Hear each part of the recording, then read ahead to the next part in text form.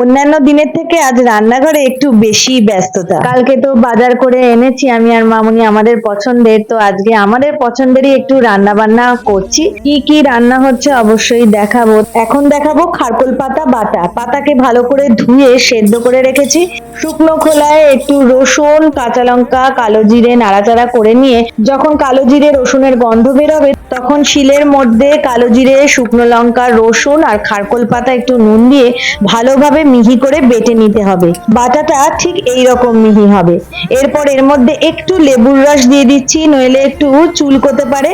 কড়াতে এবার সর্ষের তেল দিয়ে বাটাটাকে ভালোভাবে নাড়াচাড়া করে নিতে হবে। যখন পাতার কাঁচা ভাবটা কেটে যাবে তখন এর মধ্যে রসুন আর কালো জিরে খুব সুন্দর গন্ধ বের হবে, তখনই বুঝতে হবে এটা হয়ে গেছে। আর এই যে আমাদের লাঞ্চ মেনু, আর আজকে দুপুর হতে না হতেই খুব খিদে পেয়ে গেছে, কারণ খারকোল পাতা বাটা আর কচুরলতি আজ হয়েছে যে।